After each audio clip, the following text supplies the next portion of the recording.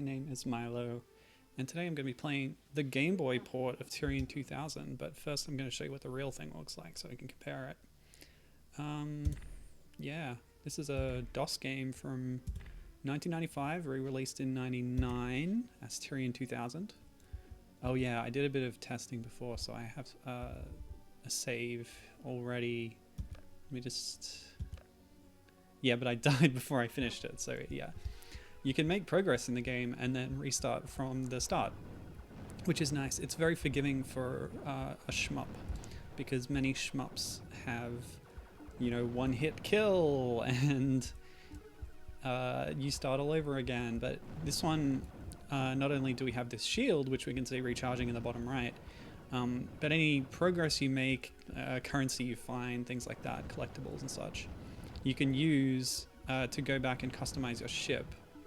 Even if you die. I believe that's the case. I haven't given it enough time yet, to be honest. It's actually our pal Life Force's pick for Game Club this month, so I'll be spending more time with Tyrian 2000 later on.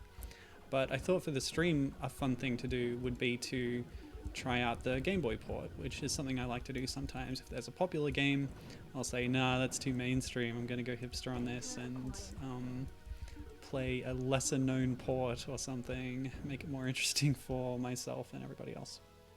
Anyway, Gibbons here, hello, good to see you again. Yeah, so that's what Tyrian's like. That's just to show you what it looks, sounds and feels like, and what we're going to do now is play the Game Boy version. Yes, I want to exit. So everything about Tyrian has been released as freeware. The game itself has, the soundtrack has, and there were ports being made for the Game Boy Color and Game Boy Advance. Neither of them made it to market, but the Game Boy Color one was further along. And both of those, which were being done by the original programmer, with music by the original musician as well, so it's all, you know, very authentic. Yeah, the Game Boy Color one was pretty far along. The post on the guy's website says that, you know, it was almost finished, had a month of testing done, and yeah, they just couldn't secure a publisher or whatever. So the Game Boy Advance one, not quite so far along, but yeah, so for that reason it'll be better to check out the more finished and more complete Game Boy Color version, as well as it being more interesting to me to check out a more primitive version of conversion. Just adjust the audio here, that seems okay. Maybe a bit loud. We'll put it about there and we'll go with that. Let me know if you want me to change it.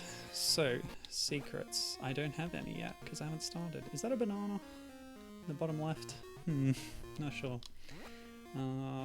Don't have a load game. What was the other extra?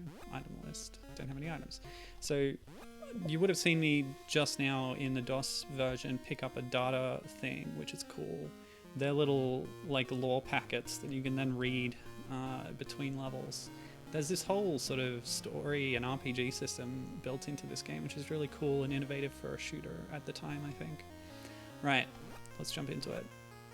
Full game, please. Arcade mode will strip out the story. You know what? I am really bad at shooters, so I'll pick easy. But we'll just see. If it's too easy, maybe I can change it? Who knows? Anyway, my Hazudra friend died to give me a chance to escape this micro-soul death trap. Yes, the antagonist in this game is the Micro-Soul Corporation, an extremely thinly veiled jab at Microsoft, if you couldn't tell. I don't know why he has done this, but there's no time to consider that now. Those sure were a bunch of words, says Gibbon. Okay, so yeah, here we are. This is the little hub screen. Here we can adjust our ship. We only have the one to choose from. Tyrian 2000 port added extra ship designs that you could use. I don't know if they're unlockable. Including one. So the original Tyrian in 1995 was published and partially developed by Epic Mega Games. The 2000 version was published by Xciv, and they inserted references to other Xciv games, including Pretzel Pete, which was in development and had a ship in this game, but then the game Pretzel Pete itself never actually was released, so it only exists as a reference in Tyrian 2000. Yeah, so we do have all these options for our main weapon, but I guess we'll use the default one at first to get a handle on it. They do level up. You can use a currency to upgrade them and buy new ones in between levels. Engine, shield, it's all customizable, which is really interesting. Yeah, but I don't know how many options we have right now since we just started. So Tyrian is the first world that we go to. We saw it on that hub screen on DOS there. What's weird to me about this game is that the screen width is almost like the play area is just wider than the screen, and that is strange to me. Like, why not make the play area just wide enough so it completely fits on screen? There's a tiny bit of scrolling as you move from side to side, but I don't know, it's odd. You could have had no scrolling. Okay, I think these ship formations are a little different already, but obviously some things have just been downgraded for the lowest screen and specs of the Game Boy, like those trains were shorter. But yeah, they've truncated the stage a little bit here, but that's okay. I think, you know, overall, the programmer was quite proud of this port, saying that if it had been a release, it would have been one of the better... Oh, okay, I'm dead already. Wasn't keeping an eye on my shield. I'll have to have a better look at the HUD next time. Yeah, so he was very proud of the work he'd done on it, and I think you have to hit start to get out of that, and then...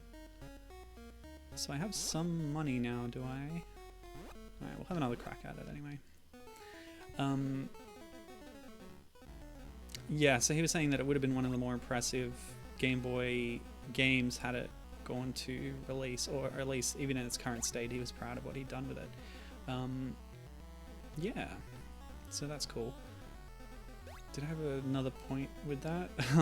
Anyway, another interesting point about the Game Boy version is, or Game Boy Color version, which is what I'm playing, is that the way he distributed it on his website, he sort of made a blog post that is archived that I found somehow.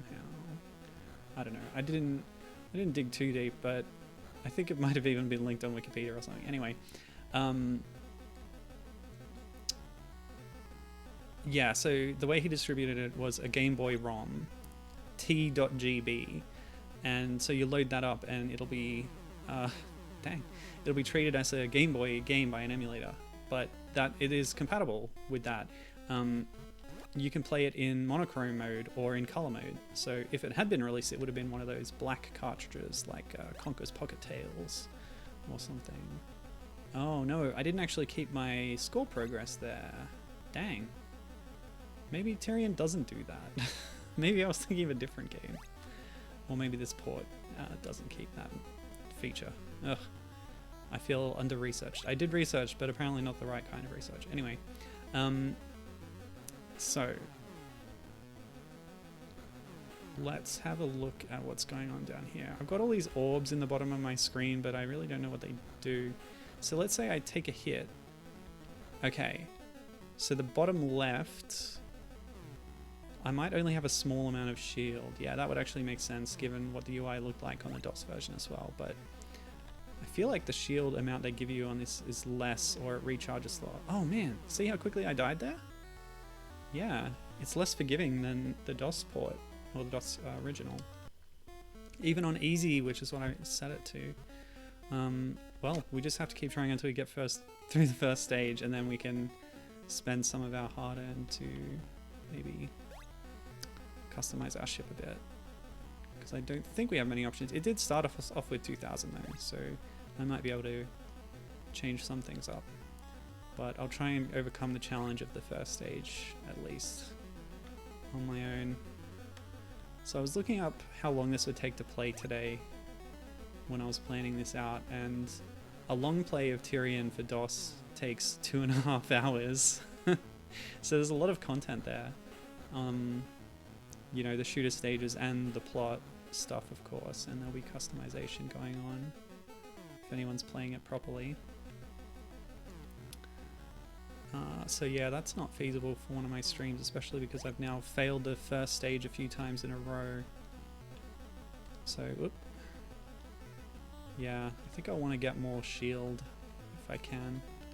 But yeah, you got to balance things out, don't you? You also want better guns. Oh gosh. I like how snappy the ship is at moving around though, that's very cool. It feels good. Oh, I need that. What was that? Points? Lots of points? Ugh. It's easy to die, apparently. Yeah, Gibbon says, it certainly is an impressive looking GBC game. Totally agreed. Yeah, very, very impressive. Since I'm not in the middle of it right now, I can tell you the name of the... I believe the programmer who worked on these ports is Jason Emery, certainly credited as the programmer and level designer for the original release, along with Alexander Brandon, composer and writer, and Daniel Cook, artist and interface designer. That's the core team that made this sort of prototype to pitch to publishers.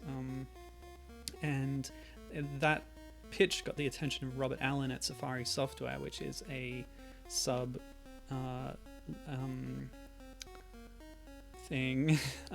brand of Epic Mega Games, and then through him Cliffy B got it brought to his attention and assigned some devs to the project to finish it for them and help polish it into a professional product, and that's where it got to in 1995. And then in 1999 Tyrian 2000 had extra revisions, more content with a whole extra episode of levels, as well as Windows support, although apparently it's quite primitive Windows support, just adding a file that would tell it to recognize the DOS program. Okay, so what is side A? This is like extra guns. We have enough to get... nope, can't afford the temp shield, which would be good. Can I upgrade my weapon at all? I can buy an extra... The multi could be useful. I would like having an extra damage in front of me, maybe more. So let's try the Vulcan instead. So we bought that, and it's equipped because the little dot's next to it. Wait. Oh, did I sell my old one? Yeah, okay, that's cool.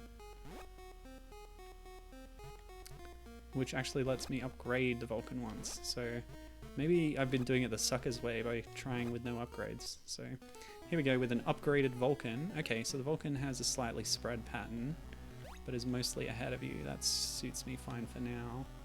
Might adjust that later if I decide to. But if cashing in an upgrade is completely free like that, then that's pretty handy. Yeah, so once we get some more money, I'll focus on upgrading my shield, but yeah, this looks good for now. Cool stuff. So I wonder, yeah, how much is in this game, because part of the blog post where he posted these old ROMs that he found on his, you know, backup drives and discs or whatever, was talking about how the breadth of content and features that he managed to cram into this port, which is part of why he's proud of it, I think. Oh, that ship formation, I think, keeps getting me because I'm sitting over there trying to shoot the thing. It's just dumb. So what happens now? Yeah, if I switch to that, you do get your money back, it looks like. So is there anything else I can get while I'm here? Yeah.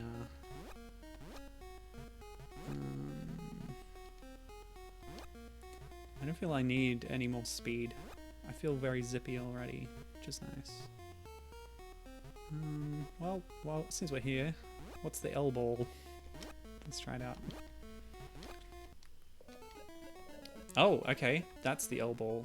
It shoots from the sides, but it looks like it's slightly homing. So if we're near the top of the screen, it'll zoom in on nearby enemies. Oh, not very well though. Oh, they're coming back. Okay, the balls will spin around and okay, this might work. Well, we'll see. Gibbon, have you had a chance to try this out yourself? I know you were talking in the Game Club chat that you would be going to try it soon. What I'm after is recommendations on what's a good weapon.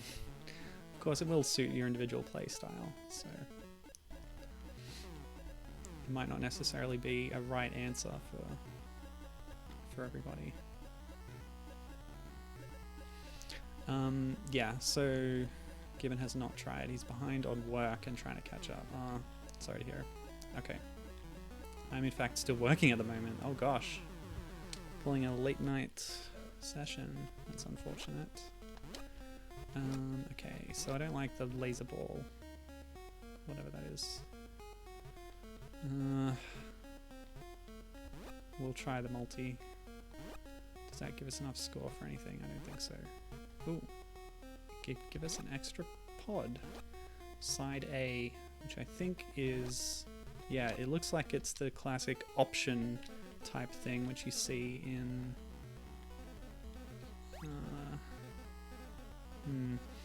yeah, which you see in shooters. I don't know if... I think Gradius might have invented it. Konami's classic side-scrolling shooter. Where you have these little pods that follow you around and shoot for you. They can sometimes take damage for you as well. But it's a kind of staple of the genre at this point. Yeah, so I mentioned in the tweet for this game that I'd be playing later one of Compile's games as well, so I won't be doing Tyrian the whole stream, and hopefully I can make it past the first level. Yeah, but it'd be good to talk about the inspirations. So I'm not too familiar with the whole history of the shmup genre, really, but I'm trying to learn more. Dang it. So I got the multi, but it still only shoots straight ahead. I think you need to upgrade it to actually get multi things. So I'll swap back from that. I'll try out the upgraded pulse now, which I haven't done yet. And then, I don't know what I'll do. I guess I'll start using save states to get through the first stage, because again, I'm not great at shooters. And yeah, I don't know too much about them, but I am learning thanks to a resource I often use to learn things, Hardcore Gaming 101, which Kurt Collada put out some books which are compilations of articles written for the site and otherwise new articles that sometimes then get published on the site. But anyway, in the story bundle, which I partook of recently, there was a whole lot of books that I got a hold of through the exchange of currency, and yeah, so among those is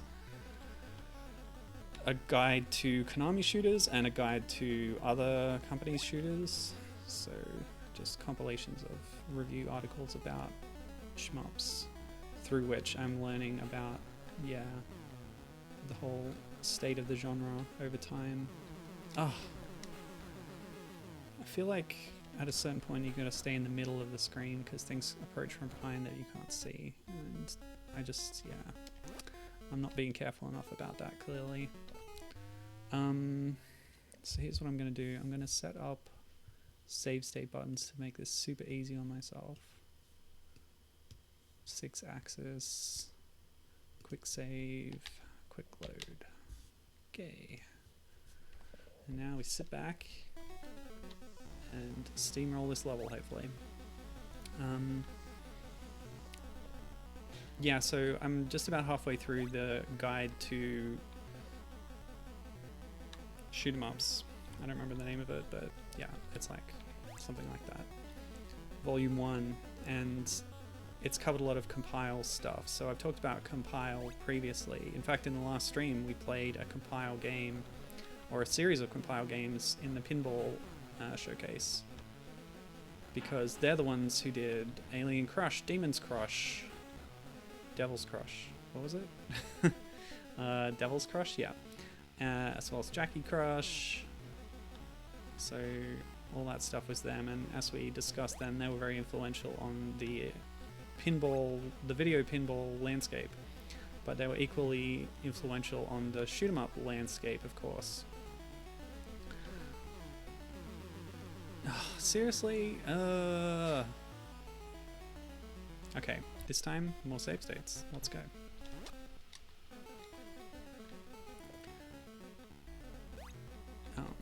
Yeah, Compile. They're also responsible for the Puyo Puyo series, and a game I played a while back on stream, The Guardian Legend, which is also a shmup. Oops. You serious? My hotkeys didn't work. Oh, yeah. It's the wrong thing. I want the Game Boy one. Well, that'll help me later, I guess.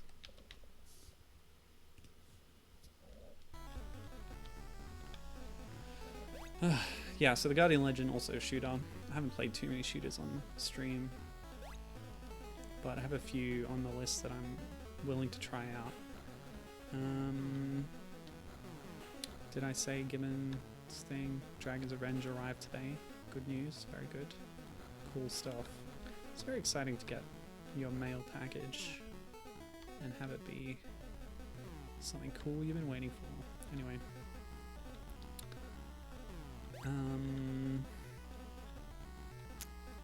What was I saying? So Compile. They didn't originate the genre. I think one of the first or most influential scrolling shoot 'em ups is Namco's Xevious.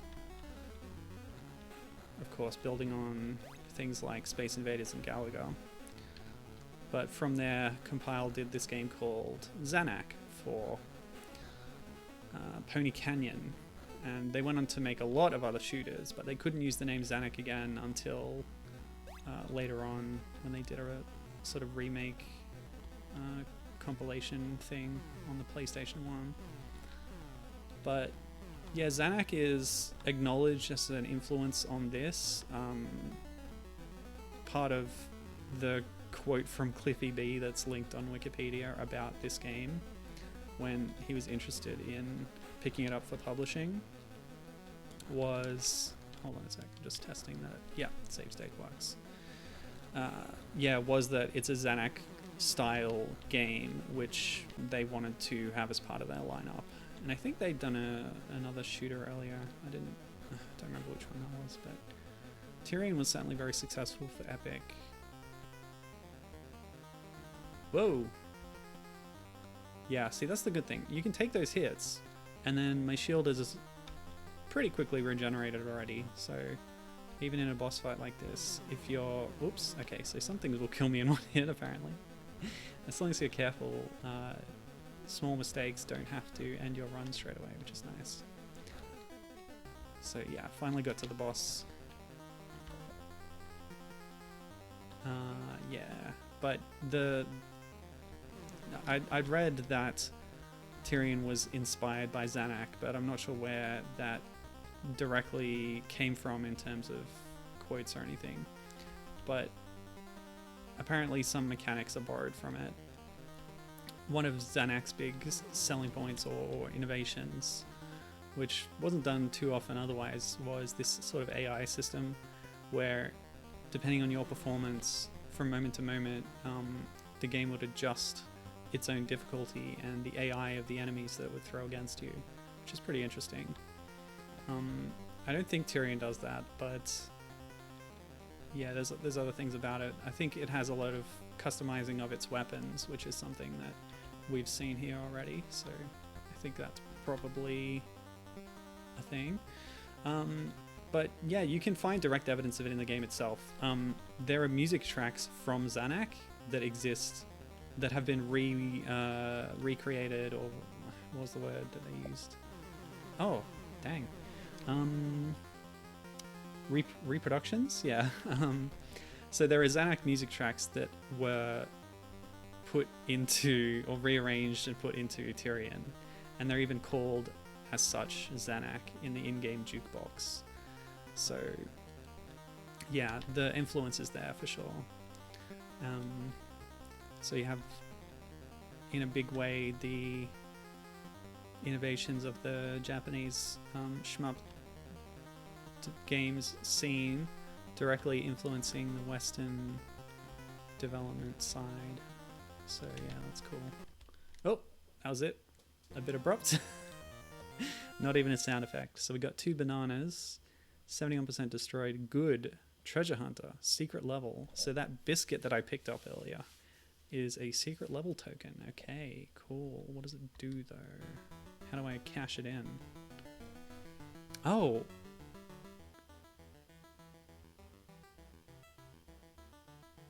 I think I skipped a dialogue box at the start because this triggered a memory that I've seen this in the game. Yeah, whatever.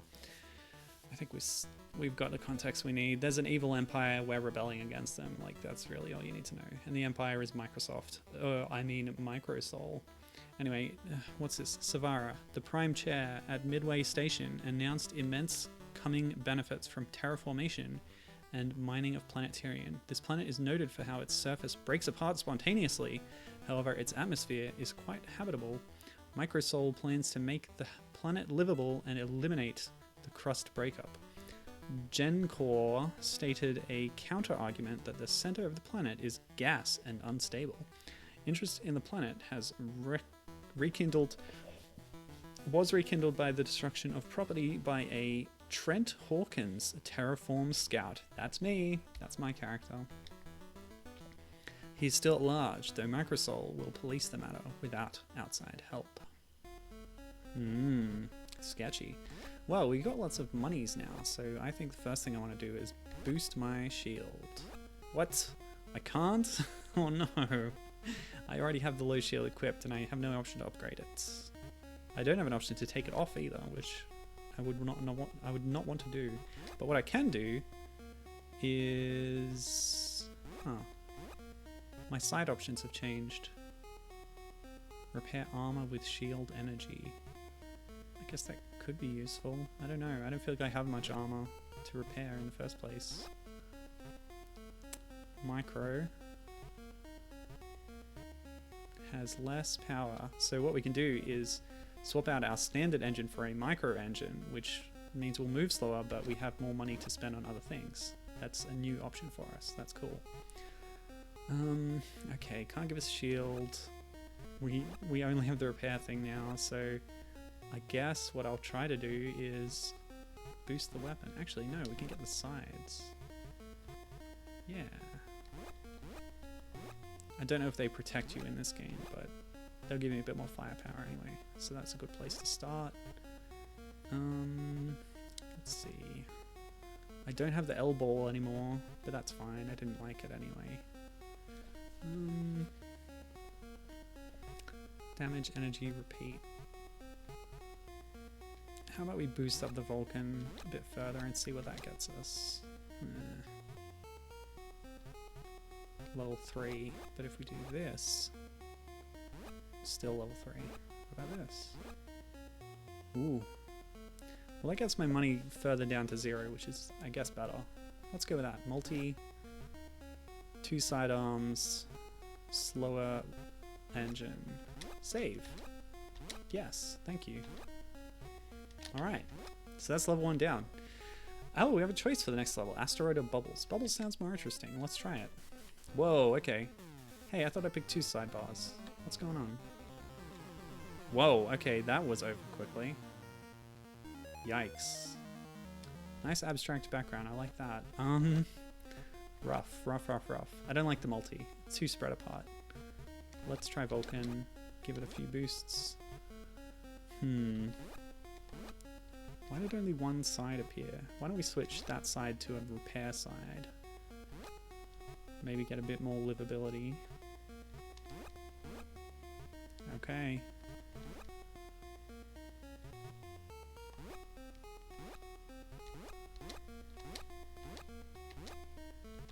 I'll try it again. Bubbles, let's go. Oh, there we go, that's better. With a bit more of a focused beam, we can take these bubble bars out. Oop.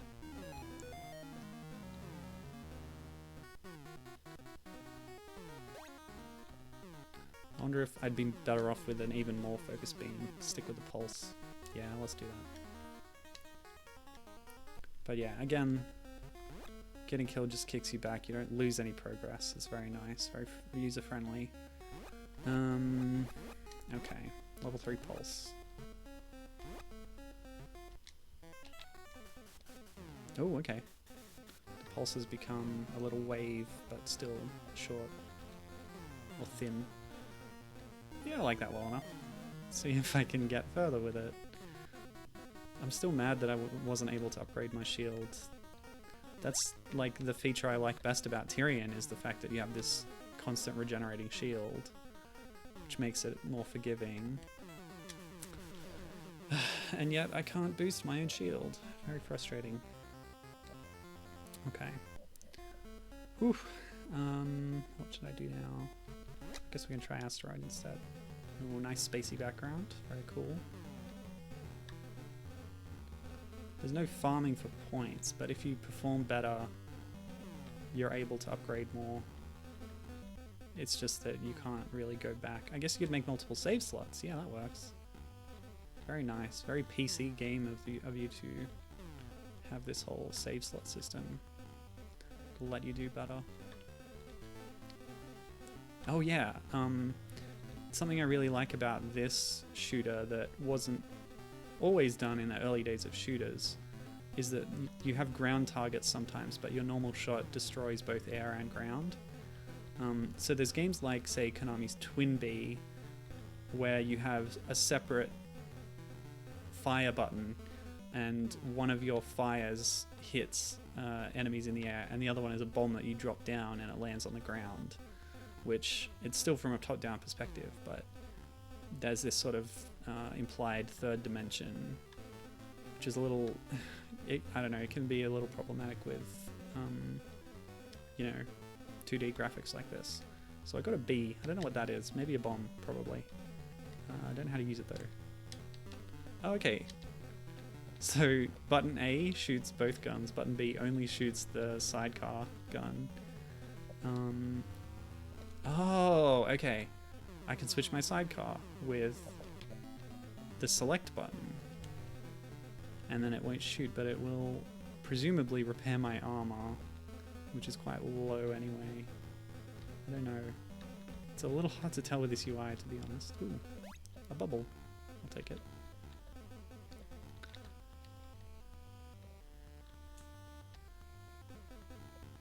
Okay, so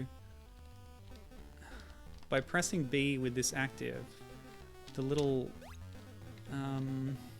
yeah, bubbles filled up on the right, and I think I have armor now where I didn't before or something. It's a little hard to tell. So these bubbles I'm picking up are the, I guess, the currency of this stage, not coins. Or maybe they're just the next level up of coins that are worth more. Oh, I really need to play more Tyrian. It's a cool game, especially the DOS version. It's very nice. Very nicely done. Like the graphics, the sound, it's all really amazing, and it plays well too. It seems to me that this Game Boy Color port is harder.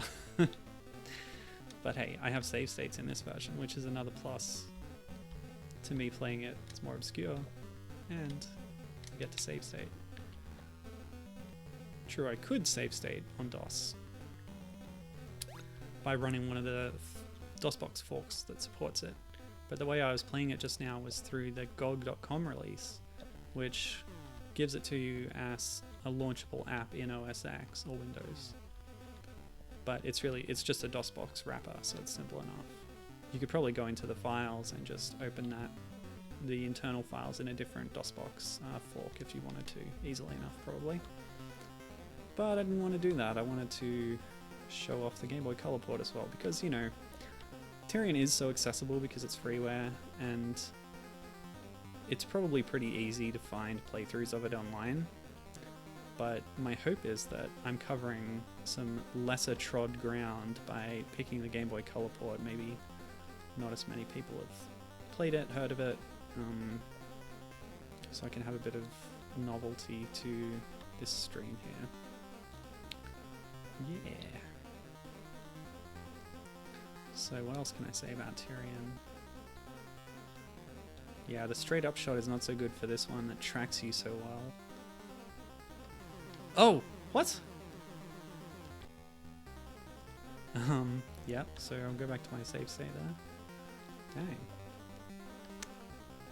Yeah, the wide or the Vulcan would have been better for this, because then you could dodge the shots a little bit better and have a wider arc of firing. But I might be better off with my repair drone here. If I do get hit, my armor will protect me a bit better, hopefully. Well, there you go. Killed quickly anyway. So I can't just take all the shots, clearly. Have to do a bit of dodging.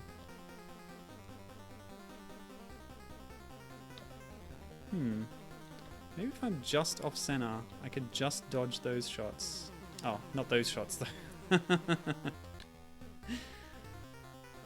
Okay, so there's some shots I'll be able to, yeah, those ones, and then, so the boss does straight down shots when it's at the top of the screen, and then tracking ones otherwise. Yeah, okay, that's a good pattern. That's exploitable behavior.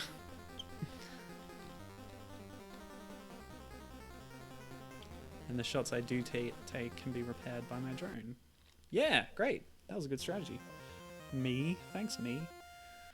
And I found the bonus level here too, which in this case was a B, not a bomb. So I don't think there are bombs in this game. Oh, it's chucked me straight into... Oh, I guess this is the bonus level? It didn't send me to the bonus level last time. But yeah, I guess this is our chance to just grab some extra points to upgrade ourselves. That's nice. Oh, that was it. Cool. Assassin, treasure hunter, survival. Oh yeah, I survived so well in that bonus stage. Attack. Trent Hawkins, head for Gencor at planet Deliani. You should be able to find refuge with Transon Loke, the Chancellor. Just an interested party. I have no love of Microsoul. Alright, what options have you given me now? Ooh, I can switch my ship, which has more armor and more tech, but it costs a lot. Well, let's see if I can upgrade my shield first. Yes, hard shield, please. Power use. Power use? Power use. I don't know what that mechanic is. Alright. Why don't we try the new ship? Which doesn't leave us much for weapons, but... Oh well, we can focus on that in the next stage then. Ooh, bomb. Launch bombs. We've got our repair drone because we bought it last time. So it seems like in each new stage you'll have a chance to buy things, but then they may not be available in future. So that's interesting. Well, repair wasn't that useful, but now that I have more armor on this ship it might be more useful, so that's fine. Engine, same. Shield is better, which is good. Sidebar. Launch bombs. Can't afford it. So we'll stick with that setup. Should we change this though? Pulse should always be there, right? It's the basic one. But we can try a new attack with the proton and boost it only once. Oh well, I'll give it a go. So that'll be my setup for the next stage. Space, so it's bubble or asteroid. And it looks like Pulse is similar to... oh god, okay. Pulse is similar to the Vulcan. It has a spread pattern to it, which I think is pretty good. It should be fine. We'll try it out on this stage. But I noticed that my little buddy there is firing in different directions, possibly towards another threat on screen, which is not what I noticed it doing before. Well, okay, whatever. So let's have a look at our armor and hang on. Just gonna switch to repair drone and see what that does for my armor. I've got one orb. Oh boy. Yeah, that probably helped a lot just now, because I almost died. But what we can do is swap between them to repair ourselves if we get hurt. But I don't appear to have any extra shields in the UI, or maybe I just have to keep upgrading it to get more of those bubbles full. Maybe the bubble is more full than it was before. It's hard to tell. Anyway, I don't think I mentioned, but the Game Boy Color and Game Boy Advance ports are supposedly based on the later Tyrian 2000, so they should have the extra content, although we're not going to get that far. Oops! I shouldn't have sat right in front of that damn ship. And I didn't save state either. That's alright. Just start again. Happy with that. I think. You know what? Am I able to 6,000 and then it's not enough.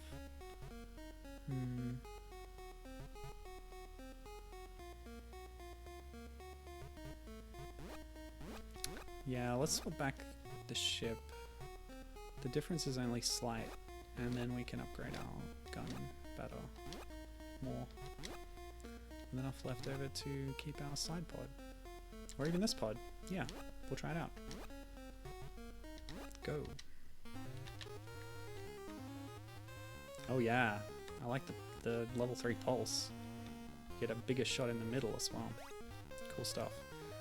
So what's my pod gonna do in this situation?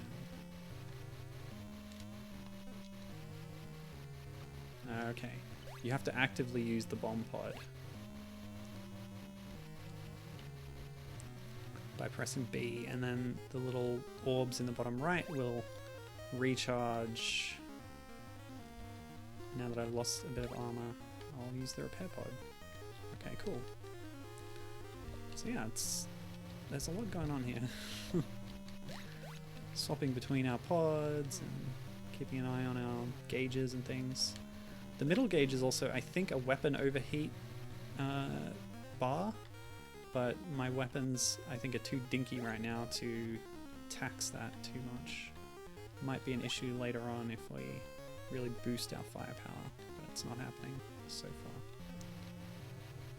So if I hold A and B, it'll shoot as soon as it's recharged. The bomb pod. I don't know. I prefer the gun pod, I think, for now. So I'll swap that back when I get a chance. Oop.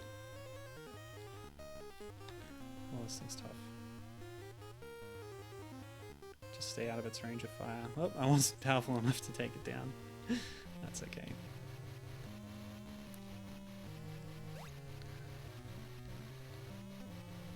But yeah, as far as this port goes, I'm pretty impressed with it. Doesn't quite have the aesthetic polish that the DOS original does, but for what it is, it's real impressive. Oh, okay. So that ship that I couldn't destroy before was actually the mini-boss or something. Or possibly the boss. Ooh.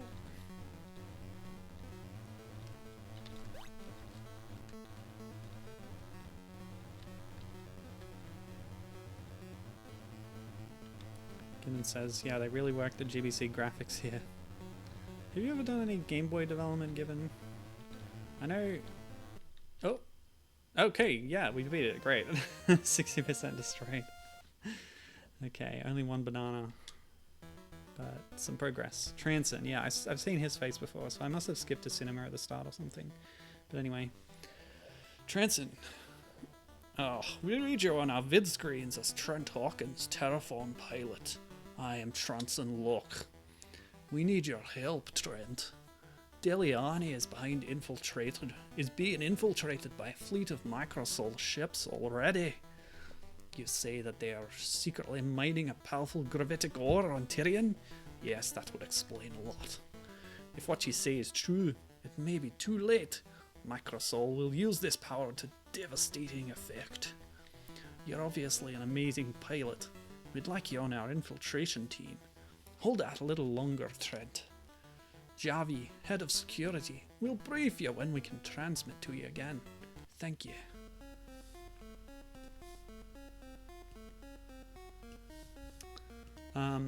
Yeah, I was saying, Gibbon, I heard you were working on a ROM hack of a NES game. Can you tell me more about that? Because I don't think I caught what exactly that project was. Okay, what shall I focus on now? Shield. Ooh, generate temp shield. It's what I've always wanted. So I'll grab that. Maybe I'll take that for secondary and... Oh! I've lost the gun because I took the bomb into the last stage. Ah, okay. 2 shields won't be any use, so why don't we just take shield and nothing else? Give us an extra bit of cash. Let's boost our weapon as much as we can. Try out the scatter. If there's a new thing, why not? Give it a whack. Okay.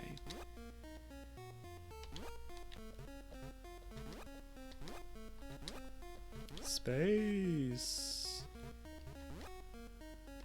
Savara. Oh, no, I don't like scatter. I like things that shoot in front of me, not to the side. Okay.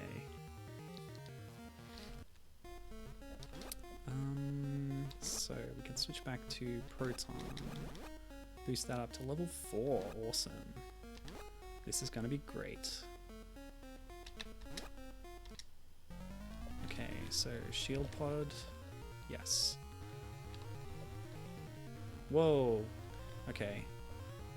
So what is level 4 pulse doing? It's spreading more, it looks like, but maybe the central one is more powerful.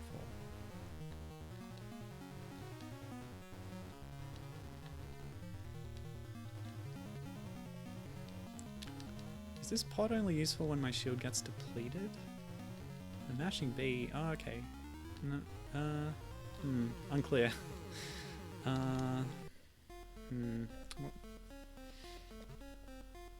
How can I... I like having the good weapon, so I don't want to upgrade the ship. I'll just keep trying, I guess. So Gibbon says... Yeah, he made an account on kawasefan.net, the excellent Umihara Kawase fan site. We've both gotten very into Umihara Kawase since I did the stream of Shun a while back, end of last year. And while there, he says he got wrapped up somehow in doing a dig dug hack. Oh, hang on. So when I press that, I start flashing. I don't know. I'm not sure what a temporary shielding is. Anyway, he got ramped up in doing a dig dug hack. The sprites other posters are coming up with are adorable, he says. Actually, haven't gotten to do much on it the past 2 days due to work, which is bleh. Indeed, that is very bleh. I'm sorry to hear it. But exciting. You're turning Dig Dug into an Umihara Kawase sort of fan game. That's really cool. Because, as you may not be aware, listener, the original concepts for what became Umihara Kawase on the Super Nintendo were kind of playing with Dig Dug-like concepts before they decided to make it into the rubbering action game that it is now, or that it became. So there was all this stuff with diverting flowing water and like interacting with the terrain. The original prototypes of it had concepts that were reminiscent of Dig Dug, and then a further revised prototype had similarities to Dig Dug 2, which famously switched the perspective from side-on to sorry, I also have to focus on the game, from side-on to top-down, and you were sort of dividing up continents with a drill and causing earthquakes that destroyed parts of the landscape so as to trap your enemies and such. Yeah, so there was all this stuff with diverting the flow of water and water simulation. And yeah, they just kind of said, no, this isn't working, let's change the direction of the game. Which is, you know, a good thing to do if you recognize that something's not working, and then throw it all out, make something better, make something more successful. And they did, because what they ended up with is a great concept. Okay. Boss time. we've got a, looks like a dirigible here. So we can flit in between those lasers for a bit until it stops and either rams or shoots larger green bolts. But those extra fireballs are troublesome as well. Stop shooting. Well, we can slip between them easily enough with only a little bit of shield damage, it looks like. It's not too bad. Central pulse is what I'm relying on mostly here.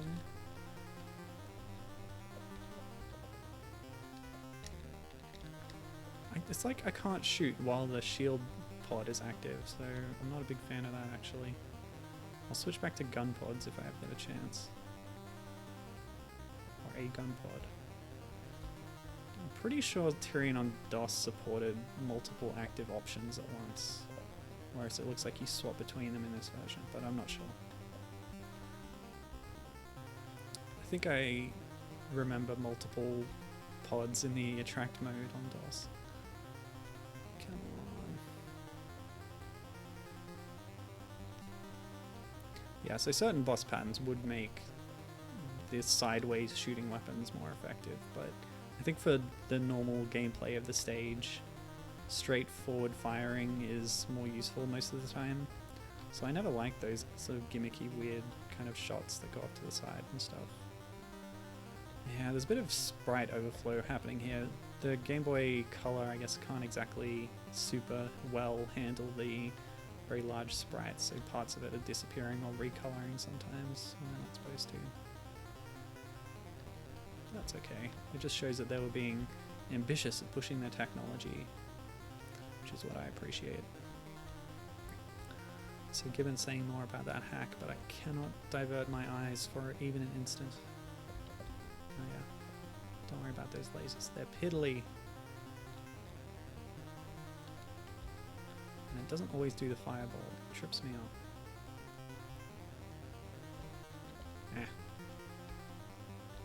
Man, the shield is such a cool feature of this game. I really like that.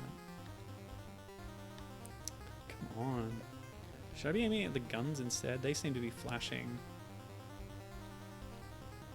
Problem is then you got to stand directly in the path of the laser. Which does not fill me with confidence. Although keeping an eye on my shield gauge, it doesn't actually do barely any damage. Or any. Look at that. Barely touched. Alright, that's what I'll do. Try and take a gun down. Destructible parts. Yeah, okay, well, it's dead. 43%, not so good. But here Gibbon says, quote unquote reminiscent, they were straight up using dig dug enemies, lol. Oh, that's right, I do remember seeing a puka in a screenshot of early Umihara Kawase. Yeah, so it was a bit more straightforward ripping off in the early days of the game, according to Gibbon. Interesting. But yeah, once you know where they started, you can kind of see the train of thought that led to the hose attack, leading to the eventual fishing line platforming mechanic. Yeah, that's a good point, actually. The dig dug hose, they just sort of added physics to it and the ability to clip onto the surfaces of landscapes and such. Because you do still use it in a slightly a dig dug way where you attach it to enemies and then do an action, in this case reeling it in to defeat the enemy. Yeah, cool. Yeah, Umihara Kawase is in the Dig Dug family, along with Barajuk, Mr. Driller and all that. That's something I never thought of before. Okay. I know it's Savara. I thought Savara was a person. A place, rather. But they are a person. To anyone who can hear me, an energy beam is disrupting the gravity of this planet's panic. Of this planet. Panic has flooded our skies with refugees. Even worse, a crazed lunatic calling himself Lord Copenhagen, is flying around in a Tyrian ship and blasting buildings to bits. I hope someone can help us, but I'm not going to find out. A royal shuttle is leaving in 5 minutes, and I'll be on it. That was a non-specific pan-European accent there. I hope everyone is super offended by that. Ooh, Sonic. I do like Sonic the Hedgehog. Okay, level 4. Why not? Why not? No better shields. Oh, we have light now instead of micro. But it costs a lot. What can we do about our pods? Back to gun pod. Lovely. Should I have a repair one just in case? Nah. Forget it. Spend more on... Yeah, can't afford it. But if I don't want to buy that, then the overflow can pay for the better ship, which has more armor and tech. Whatever tech is. Cool. So we're going to try out the sonic weapon for the next stage. Savara 2.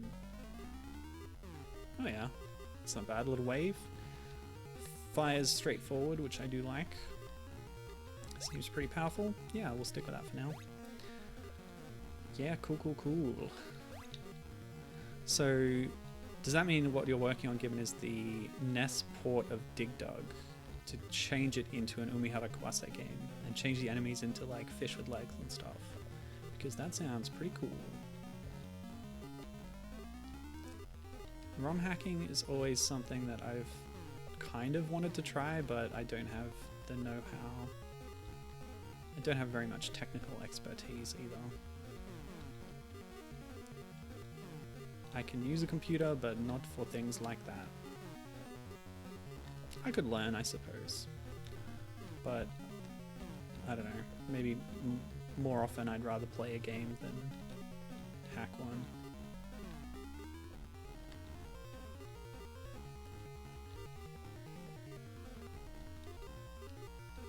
Gibbon says, yes, I am editing NES Dig Dug sprites into the ones that the forum members are coming up with, and learning a lot about how NES games handled graphics in the process. Yes. It's more complex than you'd think due to the strict limitations. Yes, it's always about getting around those limitations, isn't it? Dang. I just need to play better. Let's go again. I do like the ship upgrade system and how you can get completely refunded for taking things off. It really encourages player experimentation and flexibility. So that's really well done here. What was the first shooter with a shopper mechanic? I know Sega's Fantasy Zone had a shop in it, but I don't know if that was the first one. Certainly early, but it's a side-scrolling shooter. Even it had a weird structure where you sort of scroll around levels back and forth. It's not just left to right until you win. You sort of roam around this little map.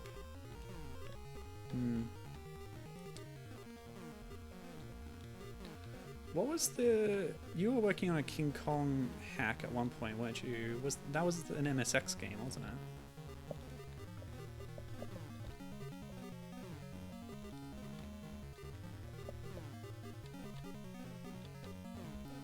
I sometimes think that the MSX was similar to the NES, but only because there were games that got ported between them. I don't know if they were very similar in technical terms.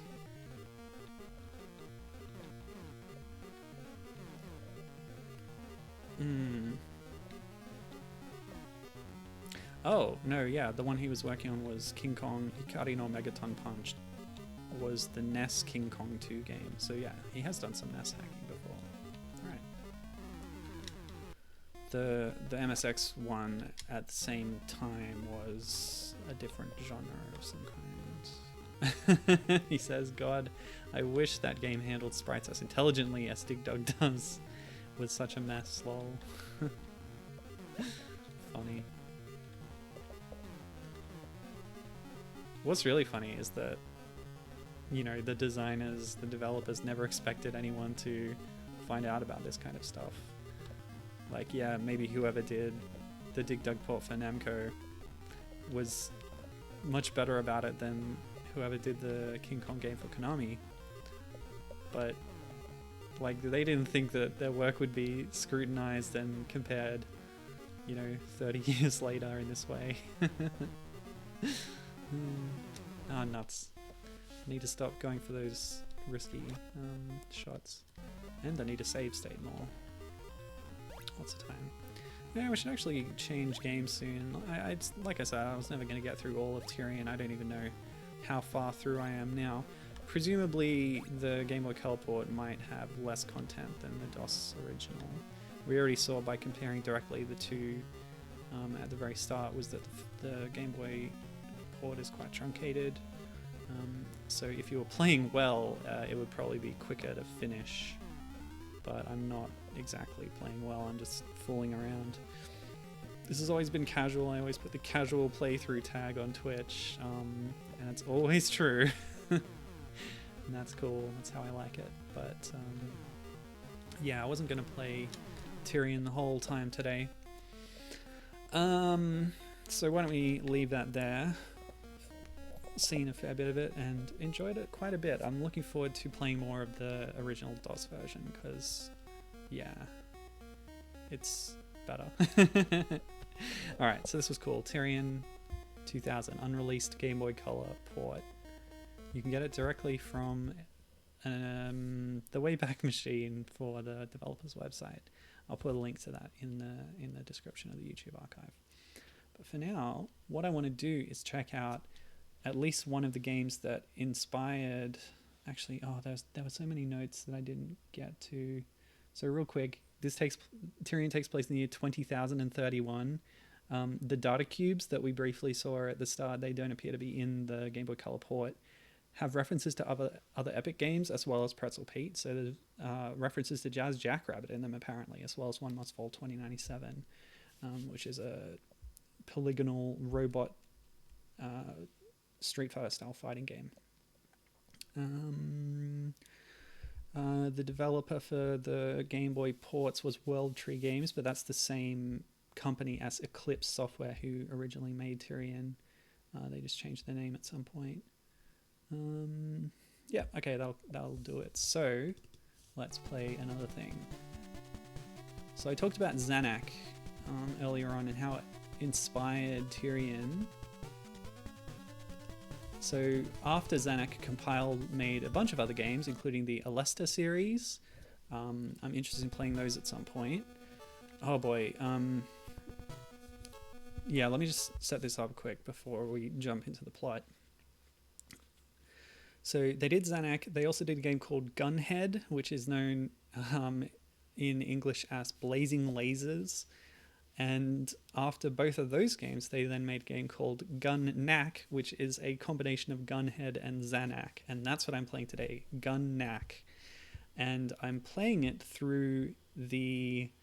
So it was released in 1990 on the Famicom in Japan only. No, it did have an international release on the NES with an English localization. But the localization stripped out a lot of the cutscenes at the start and end. So...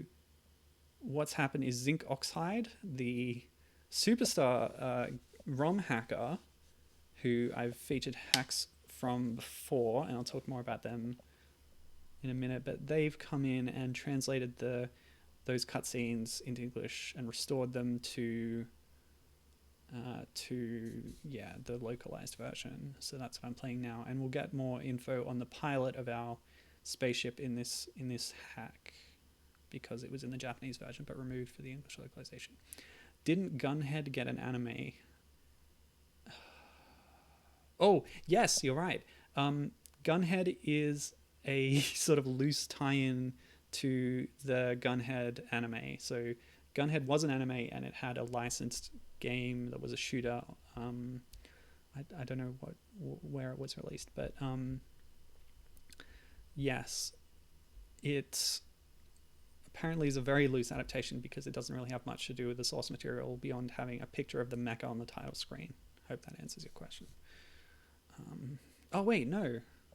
It wasn't an anime. It was a live-action mecha movie. Anyway, this is all memory from the Hardcore Gaming 101 book. So why don't you look into that more and let me know? Because that's all I remember. Anyway, let's get back to Gun-Nac. In an artificial solar system with 7 planets, peace is threatened. Don't you know? Yep. It sure is. Super threatened. Products and machines from diverse factories suddenly began to attack people. Yes, they created fish. This seems like panic where things started doing nonsense for no reason. No matter how much they investigate, the cause of the anomaly is unknown and the world is in chaos. Also, giant rabbits are attacking the city. That's the kind of chaos we're getting. Even organizing defense forces were not enough.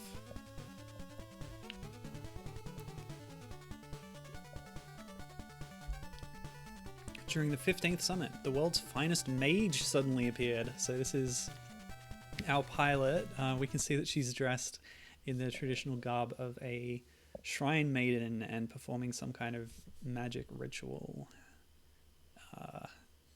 to stop the chaos.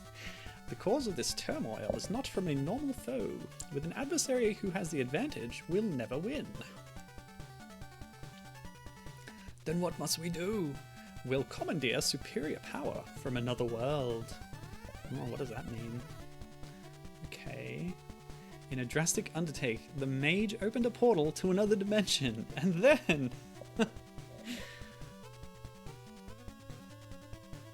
powerful light engulfed the mage. Huh? Hare? A spaceship emerged with her as the pilot. She launched into battle for the fate of the world. Okay, cool. So... she magically contacted another dimension and was sent a spaceship and transformed into the pilot of the spaceship, which took her by surprise. That's interesting. What was I going to say? I don't remember. But yeah, stuff sure is happening in this intro, says Gibbon. Yes, let's not see that. So in some way, this is a combination of the mechanics of Gunhed and Zanac. But what's funny is that we have an options menu that's called config.sys, which is just a funny way of labeling it that's reminiscent of computers. Okay, Gun-Nac control room. Is this... whoa, okay, what? I get bombs? No, sorry, I didn't want to actually... Yeah, okay. So presumably once you progress, you're able to change what level you start at from that menu. So it's a sort of level select. What else can we do in here? Sound test. Great. Just there from default. That's really cool for an S game. Game level 2. Oh, easy please. I heard that changes the ending, but nothing else.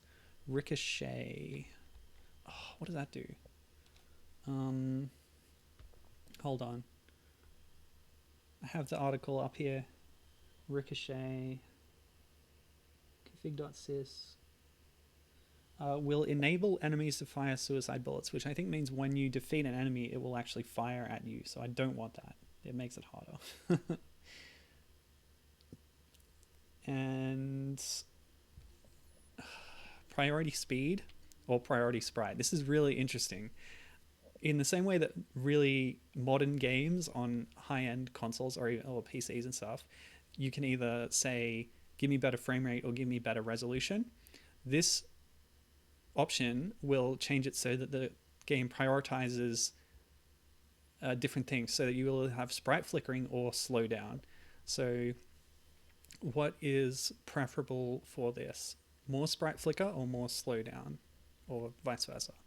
I would say that slowdown is better because I think it looks better, and it also, I don't know, it kind of feels more impactful if the system is being attacked and therefore it's slowing down the action. I think that's kind of cool.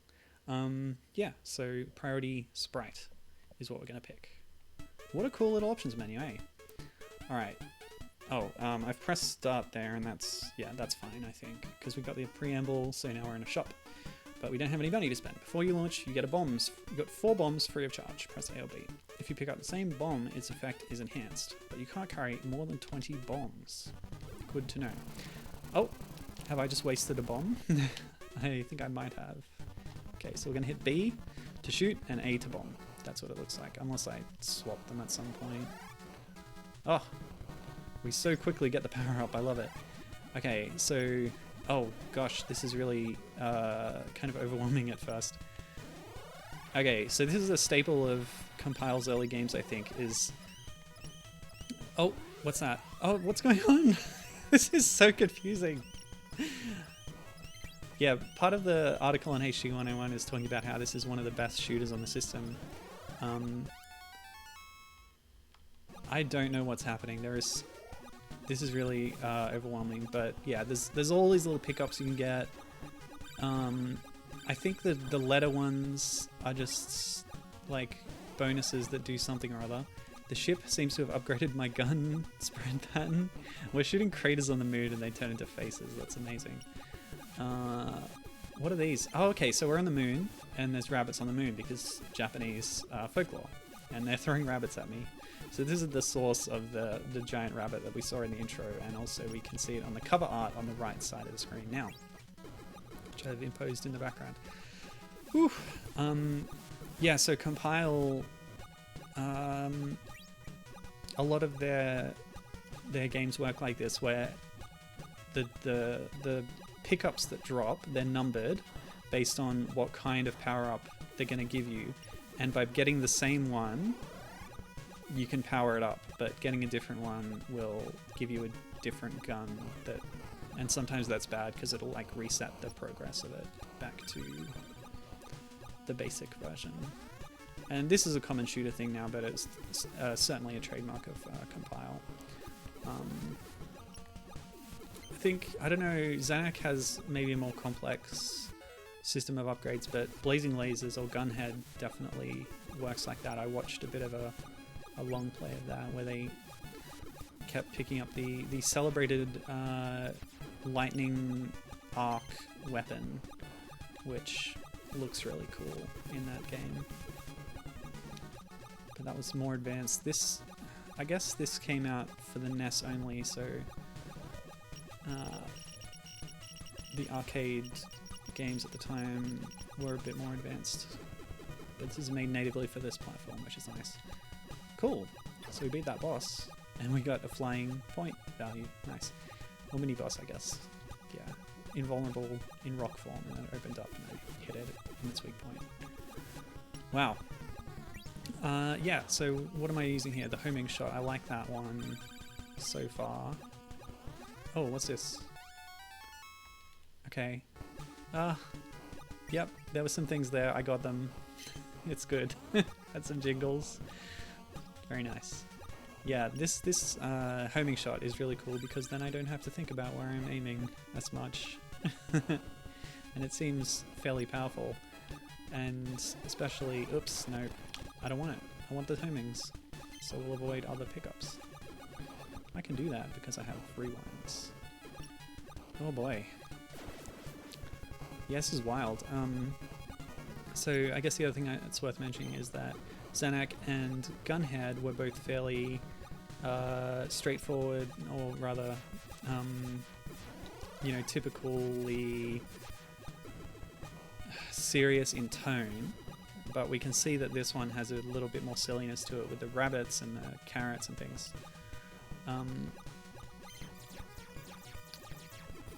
Yeah, much like, Konami had Gradius, which did have a little bit of silliness like the Moai heads, but then they had Twin Bee, which was a little bit more cute and silly, but then even more than that they had Parodius, which took things much further into parody, hence the name. I think I'm at maximum value for this. I think this is something that the article said, was that if you lose your power-up, it is quite easy. It doesn't take too long to get back up to full power.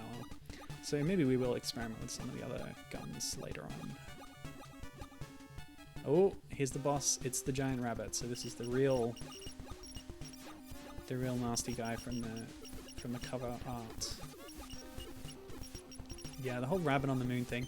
It's because in the northern hemisphere, the way that the crater patterns look on the moon, I guess ancient Japanese mythology, whoever wrote down ancient Japanese mythology kind of thought it looked like a rabbit who is supposedly pounding mochi with a hammer, which is something that you do around New Year's. Mochi is, it's like a rice paste that becomes like a chewy thing, like pudding. I don't know, you eat it sweet usually. Oh wow, my little pods blew off. Oh, this game is really cool graphically. A lot of cool stuff happening here. Compile, this is them at the height of their power basically. Or maybe even before, yeah, they would have done even a lot more impressive things later on. I should note that if you'd like to see more from Compile, I mentioned the Alesta series earlier. They've just recently released a collection of Alesta handheld games, or rather Game Gear and Master System games, so 8-bit Sega games. I think that's out for PlayStation 4 and PC and Switch maybe, but don't quote me on that. But anyway, the GG Alesta collection is really cool. It's got I think 4 games from the Alesta series, plus a new Game Gear game made specifically for the collection, which is a really cool thing that people do sometimes. It's a playable Game Gear ROM that was made in current days. Yeah, cool stuff, huh? Anyway, Gibbon says, I actually looked it up, and the rabbit in the moon thing exists in like all Northern Hemisphere civilizations. It's just a matter of how prominent it is compared to other moon myths. Oh, wow. That's cool. Did not know that. Yeah. Yeah, I first saw it in Super BC Kid, where you fight Rabbit Princess on the moon. Oh, Wadito's here. Hi. Hi there, Wadito. Commenting on the creepy grin of this shopkeeper. Yes, well, let's get her off the screen then, shall we? What shall we do? Rapid fire. I do like that. Let's raise our rank. Yes. Oh, we can keep going? Okay, let's go to level 4, and then we can choose which of the weapons we want. Great, that's cool. Weapon 3, level 8. Oh, level 8! I was at level 8? Maybe I shouldn't get the upgrades then. But wing is a separate thing. I think we saw the wings blast off at the end of the last stage. Already have wing. Okay, cool. That, I think, protects you from a hit and also adds extra firepower. I'm recalling things from the HE101 article. So, send bomb. I haven't used bombs, I don't need them. So, can't enhance further. Okay, let's just boost my rapid fire. Oh, can't raise that further either. So, we're fully powered up. Cool, cool, cool. Yeah, just checking my save state. Whoa, we have a different bomb. So that's right, each weapon type has a different bomb. And we saw there that I got hit and my wings exploded. Just demonstrating that. So am I actually shooting faster with this now? Hard to tell, but I did say I want to experiment with other weapons. Whoa, look at that. Amazing. Wow. That looks cool. Let's try 5. Whoa. You know what? I think it's not resetting me to the base gun at this point. Oh, okay. I didn't know whether this would be the case, but it looks like part of this localization... That's right. I applied it to the Japanese ROM. So what it did was just translate the text in the game. Another thing that the localization did was change some of the enemies in the game, including on this stage. That was a wing power back there that I skipped, so don't worry about that. What we can see here is like cigarettes, durries flying through the sky at us. This was one of the whimsical touches of the original Japanese version that was edited out of the American localization. And we also have candle enemies now. That thing I just shot? Yeah, it's a box of matches. So when they localized it, they were like, we don't want cigarettes in our game, which is fair enough. So what they did is changed it to missiles instead. Okay, cool. And they changed the matchboxes to briefcases. Okay, whatever. That's fine, I guess. Yeah, the missiles thing is kind of boring, but the briefcase at least keeps, again, that whimsical tone, which is a cool thing about this game. Yeah, now that we're showing off all the different weapons we have, Wadito's commenting on the crazy arsenal that we have. Yeah, it's pretty interesting.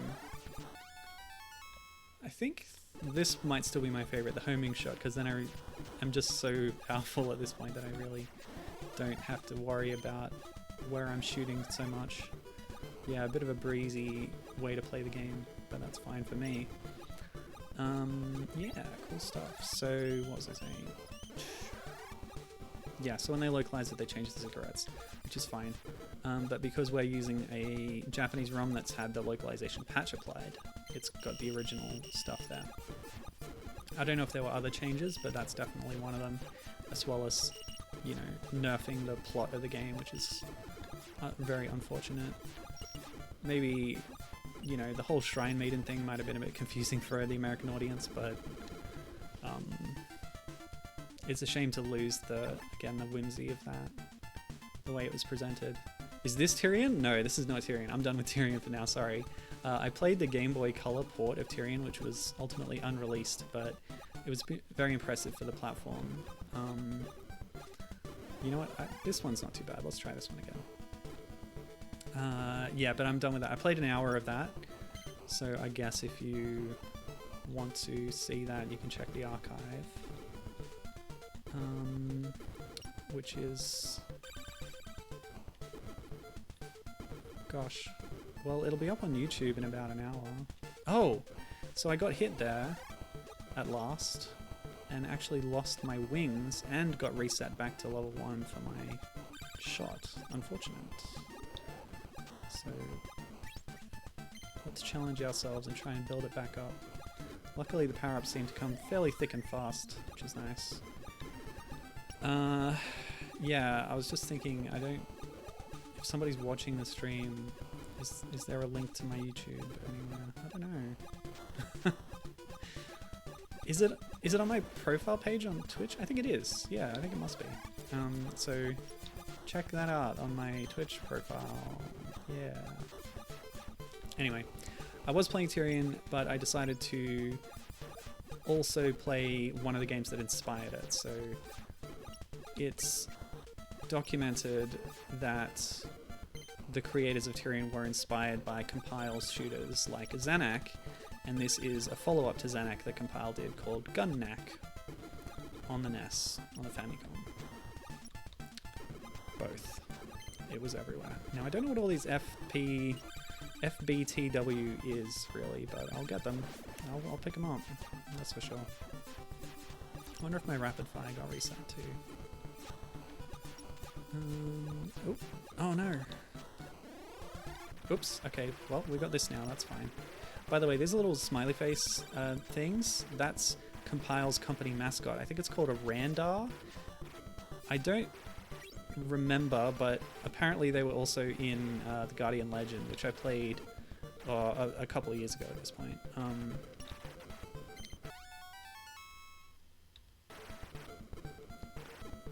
Keep those cigarettes away from me, smokers are jokers.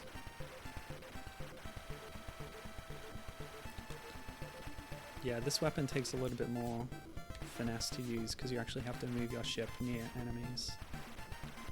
So I don't know how long this will take, but I have another couple of Compile shooters lined up as backups if I get through this too quickly. Yes, that was a matchbox. That's part of the theme of this level. There were candles, cigarettes, and matchboxes, yes. You're not wrong.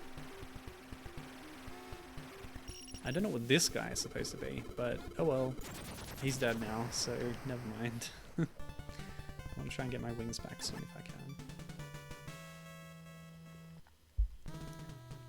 So hitting the Randars and the levels drops cash, which you then spend at the shop. I think possibly at some point a Randar takes over from that lady as the shopkeeper, but that might be a different game. There were a lot of games listed. Let's assume it's an ugly candle statue, says Wordito. That's a good call, actually. I'll go along with that, sure. Alright, so I can actually buy a wing back. Let's do that. And then... I don't remember what I'm using right now. Oh, 4. It says right there. So let's boost it up. Let's spend all my money. Why not? Who cares? Okay. So not pressing the button, it actually is still active in limited form, which is kind of cool. But then pressing it expands it up. And the wing gives me the 2 extra shots to the side, which is cool.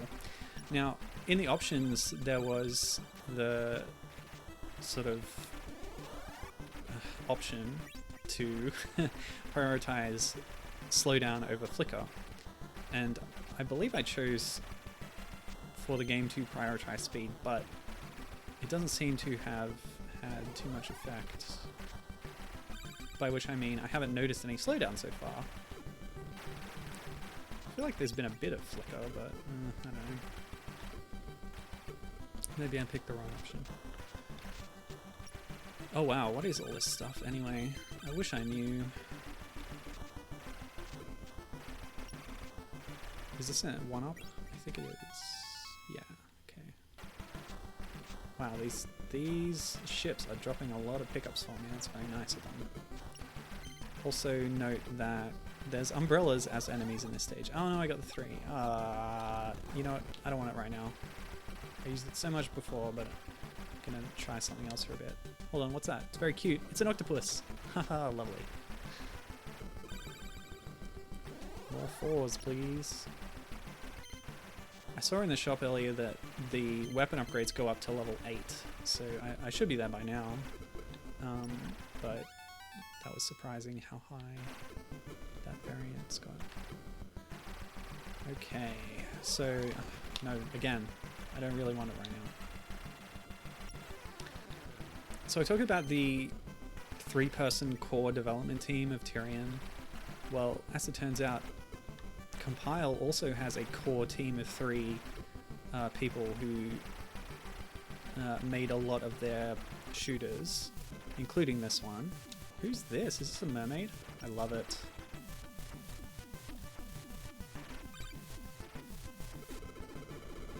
Dead.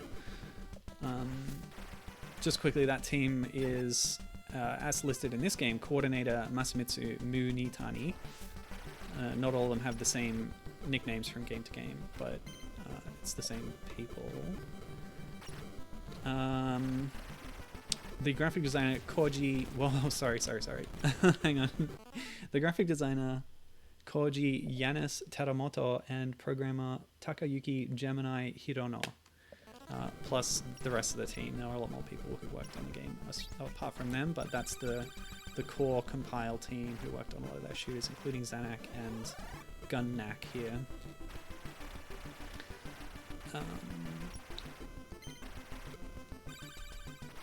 So if you want to thank someone for all the wonderful Compile shooters, thank them. Now, Wadato's over here in chat saying, I think that Teru Teru Bozu hanged Dole to wish good weather. Oh, you might be right. I think you are right, actually. Those enemies that I said were octopuses before. I think you're right. This is a little Japanese tradition where you get a small piece of cloth and you wrap it around some round ball, you put a rubber band or tie it off traditionally, and then it's a little like ghost figure, it looks like, that you can hang from somewhere for good weather, superstition. Well, you know, it's something you do. Tradition. Yeah, tradition, that's a good word. Let's have another look at them and how they move. Yeah, that's cool. I think you're right. Possibly evoking like that and the look of an octopus, considering the aquatic theme, but yeah, either way. Okay, now we're definitely getting the slowdown. If you don't destroy enough enemies quickly enough, suddenly the screen is full of them. So there you go, that's what slowdown looks like in this game. It's pretty severe at times. But that's what I chose to prioritize, and I do not regret it. Kaboom! Alright, so I'm onto weapon 2, which I don't like as much. It does have a powerful forward shot, which is I was singing the praises of during Tyrian. But I feel like the way this is balanced, especially on the easy mode that I'm playing on... nah. I'm too much of a wimp to take that without cheating my way out of it. Yeah, I think the way this is balanced, a wider shot can be quite powerful as well, so it is more useful. So I'm going to try and get a wider shot if I can, but no, it looks like I'm approaching a boss. What is it? Oh, now that's an octopus.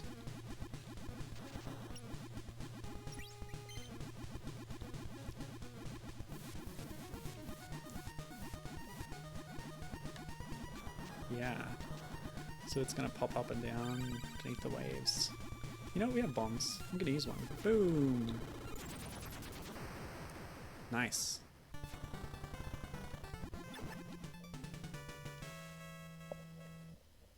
Huzzah! 13 lives.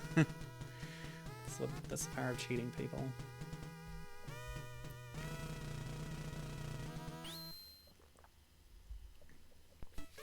Area 3 clear. Okay, I do not like weapon 2, but I'll have a chance. Ah, what else am I gonna spend it on? What do I like though? What's 5? Level 8. Why does it start at level 8? What if I do this? They're all level 8. Oh, I've just wasted all my money. Let's not do that. So 5. Cool. I don't remember what it is. We're gonna try it. Type was not sent. Send which area? So I can send bombs to an area? I don't understand that, so I'm not gonna bother doing it. And thank you very much. Tree star zone. Oh yeah, this one's 5. Very wide. We'll try this for a bit.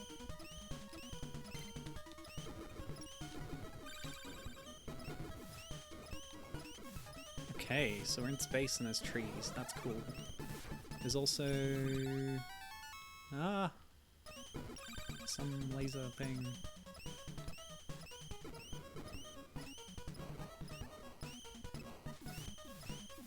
What's that? What's that? What's going on? I don't know what these things are. Wood panels. I don't like this weapon. Let's swap it out when we can. It leaves too many open spaces. 4, 4, 4. That's good. Whoa, boy. Given saying that the environments here... Are those little cars? The environments are reminiscent, he says, of the ones used in Guardian Legend. That's a good call, actually. Yeah. Like I said, my memory of that is a little hazy, but I think you're right. Which, again, not surprising. It's the same team working on both games. So yeah, it's good to have that connectivity. Guardian Legend is supposed to be a spin-off of another game that they did called Gardic, because its Japanese name is Gardic Gaiden. And that also had kind of an interesting structure to it. As you'll recall, Guardian Legend had shooter stages interspersed with top-down action-adventure style gameplay in a maze dungeon thing. So it's interesting stuff that is not really done too much. There's a couple other examples. One that I will definitely stream this year, there's my guarantee. It's the Namco one that I don't remember the name of. All green. Yes, it's very green for a space environment. I guess we arrived on a planet or something. A wooded moon. We did start in space, didn't we? Am I misremembering that? Alright, so... Weapon 4. Should be at max now, but yeah.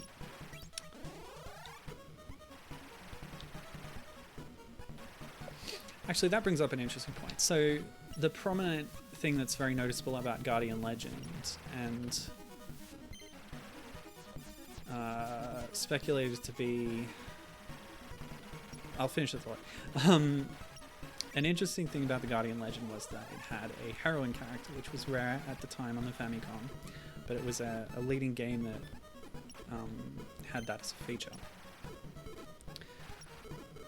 And I read that, you know, this made them a bit leery about localizing it because they weren't sure whether other markets could handle that, or would be interested in that, I should say.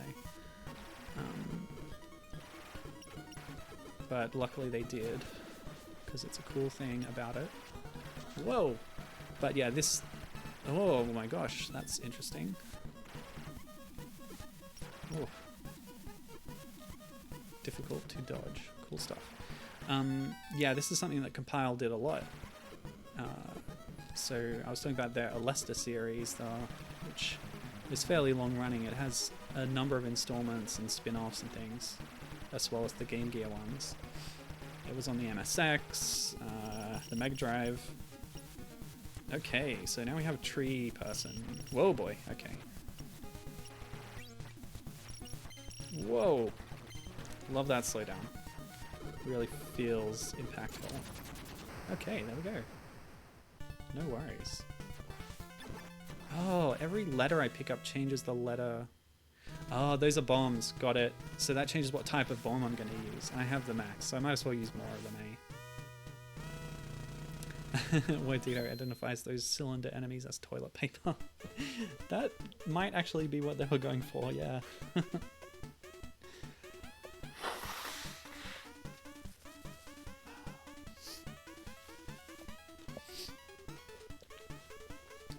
Yeah, so after the first installment of Alesta, so I said I was going to use a bomb. Okay, that's the water bomb. It drops a bunch of droplets. And while the bomb is active, you only have a basic shot. So T is thunder, with an electrical spark arcing around the screen. Cool stuff. Oh, now I have F, which is flame bomb, I assume. A ring of fire. A burning ring of fire, in fact. So that's water, thunder, fire, and what's the other one then? B. Haven't seen B yet.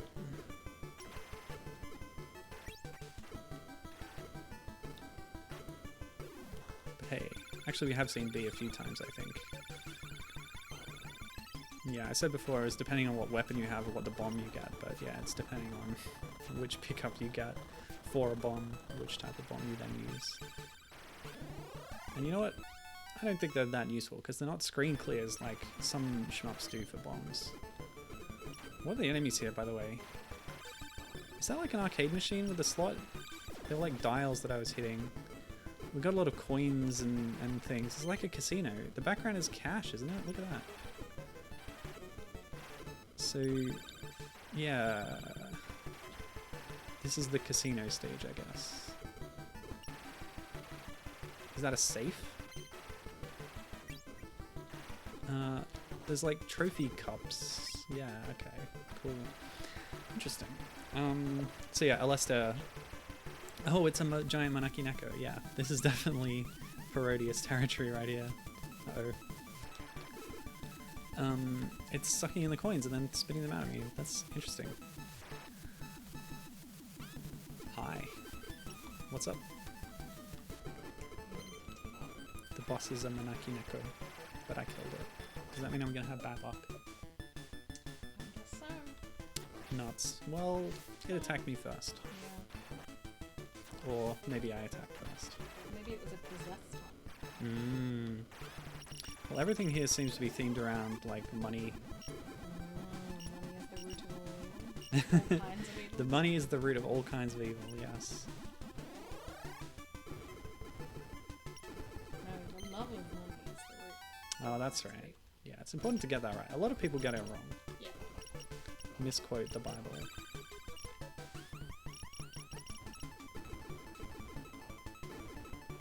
Yeah, those are traditional style coins with the hole in the middle, the square hole.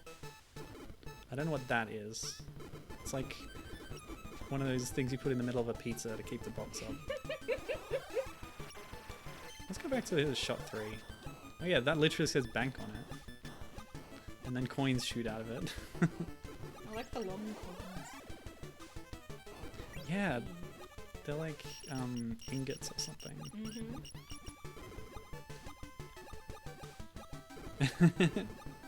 Wordito says that I'm making the game too easy. Well, it's true that there were difficulty options at the top menu, and I picked easy. What can I say? I'm a wimp. Also, I'm not very good at shmups, so I thought if I wanted to actually get through the game in a timely manner and have fun with it, easy would be better for that. So I apologize. Yeah. It's nothing to be ashamed of. I apologize for not dying and having to restart stages and show you the same content over again. I'm not really sorry.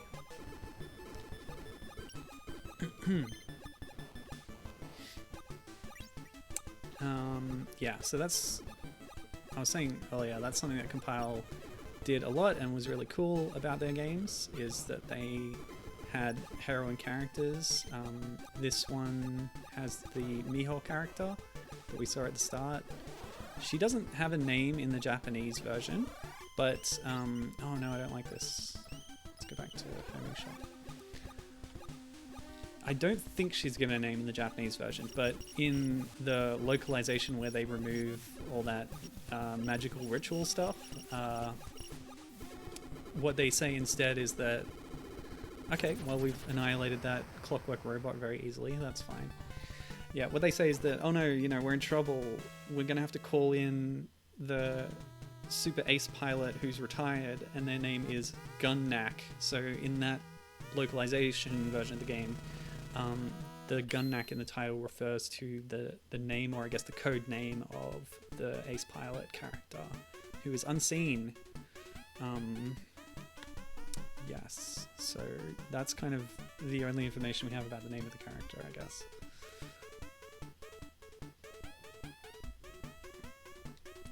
Okay, it's fine. Area 6. I believe there was 7 areas, so we're nearing the end of the game now.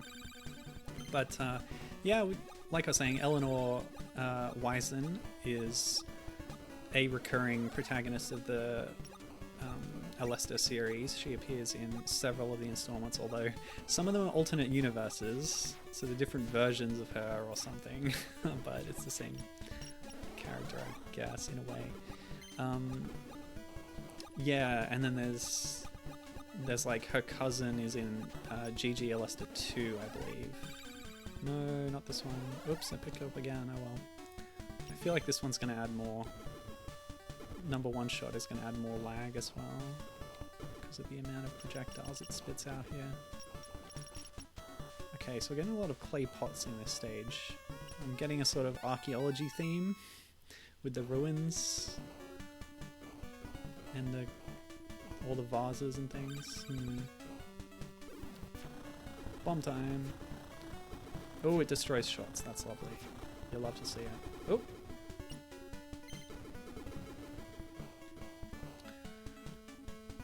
Oh, I've got a different variation of my shot now. What happened? I don't know. Yeah, so Eleanor Wyson, I think it's Alice Wyson in GG Alesta 2, but then you've got, in GG Alesta 3, they even made a new heroine of the Wyson lineage, which is cool. And yeah, my friend D Lightyears drew her in 90s anime style, so check out D Lightyears on DeviantArt. I think the account might still be under their old name, Dezoka. Oops. What does that mean? Oh, I come back straight away where I was. That's so friendly. Lovely. You know what? Since we're underpowered, I should use more bombs. And for some reason, my bomb had 2 waves. Why is that? Is it more powerful when your gun is less powerful? Well. Oh, okay, so it looks like the P icons will power up your current gun, or you can get another instance of the round red pickup for your gun. Anyway, yeah, definitely an archaeology theme going on here. This boss character is based on a Jomon period clay figure or idol or something. I guess calling it a figure is a bit... And look, there's a Haniwa too. So yeah, this is all stuff from ancient Japan that you'll see represented a lot in Japanese media. Oh boy. Okay. Yep, that's fine. We'll stick with that for now. Oh, I'd love to grab that, but there were too many shots in the way. Why don't we buy ourselves a bit of time with this? Yes, good stuff. Dogu Clay, I think it's called, says Wodito in the chat. Yeah, that name rings a bell, definitely. Jomon is like the time period that these people lived in Japan. I think Dogu might be, yeah, describing that kind of figure that we saw earlier. I don't remember exactly. But I'll trust you. You've brought the knowledge here already. With the Teru Teru Bozu as well. So I'll trust that. I think also that green enemy might be like an arrowhead, which is clearly also something you'll see a lot in the archaeological digs, depending on where you are. It's something that people in the past used a lot, don't you know? Oh boy, things are getting rough. Yeah. Now that I'm actually accepting some defeats here, use some bombs to buy time. It's cool. Alright, so that Dogu Clay thing was the mini-boss, and here we have a different kind of figure as the main boss.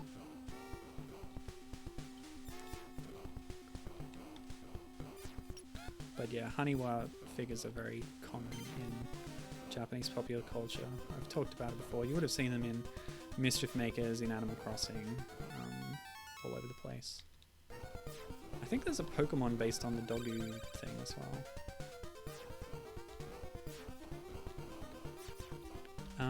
What's it called? Claydol? Yeah.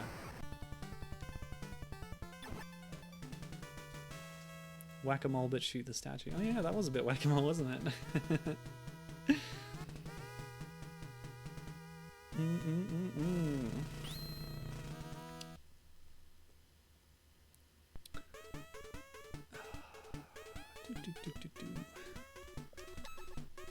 Okay, good time to pick up a different weapon. Why don't we try 2 a bit more? We haven't done that much. What? Need wing to enhance further. Ah, so that's how that mechanic works. Cool. Cool. Just check that. Yep, it's fine. I'll see what happens if I send a bomb. Oh, it's probably just gonna drop. Yeah, B is my favorite, I think. So, yes. See what that does. This is probably the last stage. We have a fully upgraded gun. We're in space, there's fire, everything's dramatic, dangerous. Yeah, so, I don't know, I was talking about compile heroines, I guess. You got the Alesta series, but there's also Spriggan, which... No, not Spriggan. That one had a man.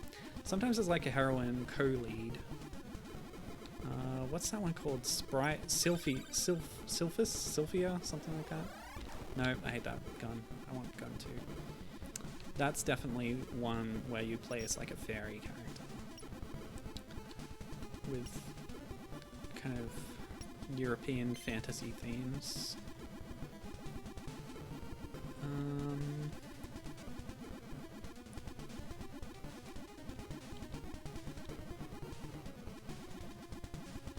So yeah, it's definitely a theme with some of Compile's shooter series.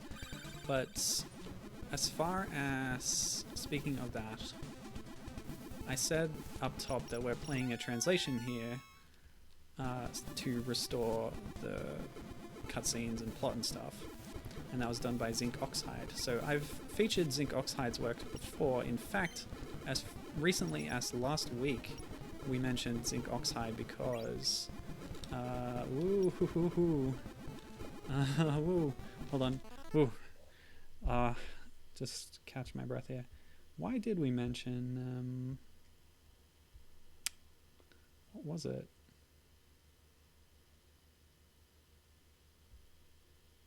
No, it wasn't last week. It was relatively recent. They did the English translation for Konami YY World, which I played in October last year. But they've done lots of other cool stuff. I think my favorite thing of theirs that they did was they've done ROM hacks for all of the 8-bit Mega Man games, including the Game Gear one, which was I think of it as a successor to the Rockman World series on Game Boy, but that's just because it remixes stuff from Rockman 4 and 5 on an 8-bit handheld. But yeah, all the 8-bit games, they've done hacks of them to add Roll as a playable character instead of Rockman. And they've done similar things for different Mario games. I played their hack of Mario Brothers to add Peach and Daisy as the playable characters, Princess Pipe Panic. They've also done a few Bowsette hacks of different Mario games, which is interesting. They've also done a lot of hacks of the Adventure Island series given, which is of course based on Wonder Boy. But yeah, they add Tina, the sort of damsel in distress character from Adventure Island, as the playable character in place of Takashi Meijin or Master Higgins. Yeah, and there's a lot of Adventure Island games, so yeah, there's quite a few hacks that they've done of those, which is nice.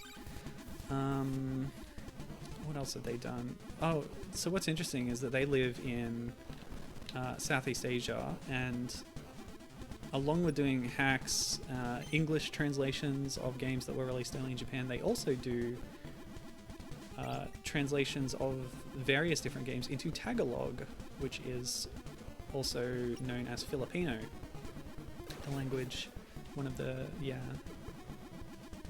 native languages of the Philippines. So yeah, they do a lot of cool stuff. Check out their profile on, oh boy, on romhacking.net. Oh boy. And yeah, like I said, my favorite of theirs is all the roll hacks, because I love roll.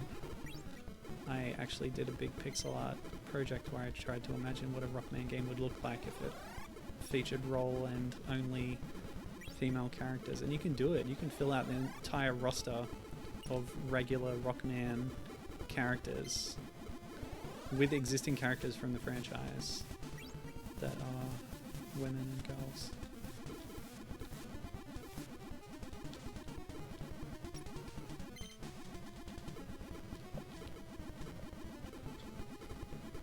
Oh, should I mention?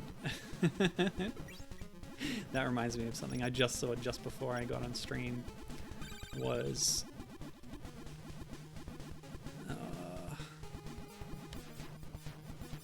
so there was a Brazilian comic officially licensed based on Mega Man called Novas Aventuras da Mega Man, and it was really funny in its uneven quality. Like, it's officially licensed, but you wouldn't think so to look at it because it's just so bizarre and weird and bad quality control and inconsistent and strange. Okay, a package has arrived with 2 bombs, so that's how that works, I guess? Weird. Yeah, Wordito calling out the logic of fighting a moon on the sun. Good point. But yeah, the silliness of this game, I think we can look past logic gaps like that. I have a present for you. It automatically converts $10 you saved into a bomb. Thanks. Cool. Alright, so after that, we're now in Area 8 Sunstar Zone. This must be the final stage of the game. Oh, were those enemies little microchips or something? Those look like light bulbs. See, it's all too easy to get your wing back after losing it. This is very Death Star Trench Run, isn't it?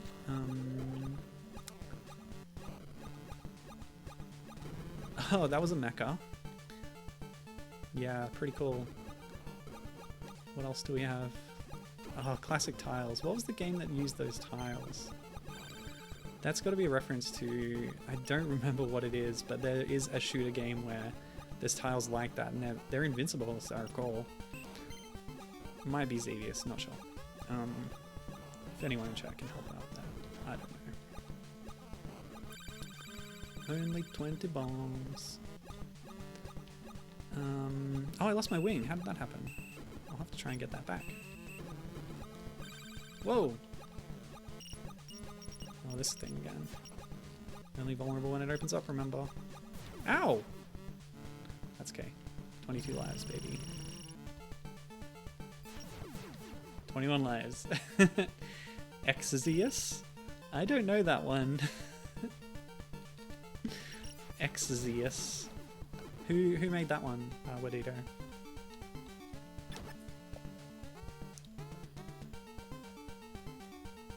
There's one in Alpha Mission 2 as well. I don't know that either. Yeah, this is... Sorry, I'm not too good with the shoot-em-ups. As you could tell, you're clearly much more versed with them than I am. Oh, what is that? Some interesting looking baddies on this stage. We're gonna have to try and build our strength up again. Oh boy! Okay, that'll do. No, get 3. 3's better. Gibbon keeps expecting me to be able to shoot the floating score numbers. Yeah, that's a cool detail that it just flies off from off screen. Flies in from off screen, I should say.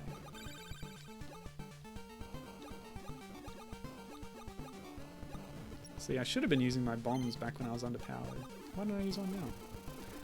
That was cool. So those little... Yeah, it's 2 halves of a ship. They fly in, and if they join up, then they fly away in ship form. Very cute.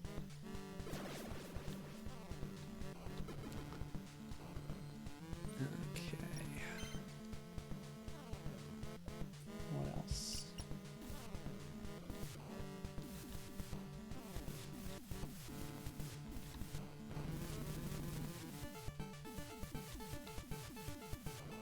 Give me P. Yes, love it.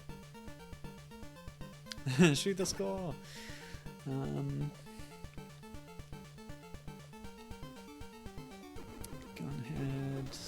Boop-a-doop-a-doo. Talked about how Gunhed is technically licensed.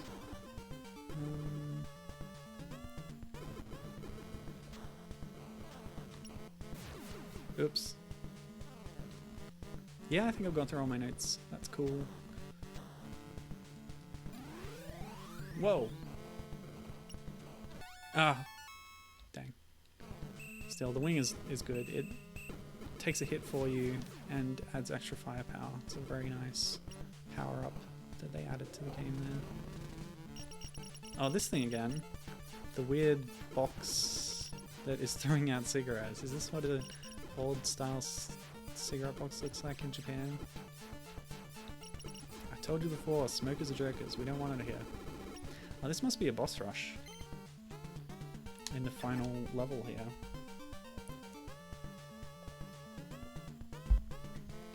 We're actually doing well on timing. This is looks like it's going to take about an hour all up to play through this one for me at easy difficulty. So that was well selected, I guess. Tyrian, I didn't get anywhere near all the way through it, but I definitely got a good taste of it and want to try more. But I wouldn't recommend the Game Boy Color version. It's just a curiosity. Really, nothing else. Play the DOS version. It's free on GOG.com and probably a lot of other places. It's very accessible.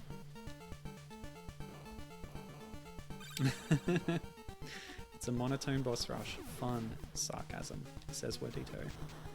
Well, when you've got silly kind of bosses, it's a little bit more fun to revisit them. But as it turns out, it wasn't really much of a boss rush, was it? It was just the cigarette thing, and now... Oh gosh! Oh yeah! So this is the other thing that they changed when they localized it. The human fetus type bad guy enemy as the final boss, I think? Yeah, that did not make it through the localization process. They probably changed it to a brain or something. And yeah, we're here with our basic shot, so let's use a bomb! Oh, yeah, I'll take that. Gave me a wing power too, very nice. Yeah, it's a little odd, isn't it?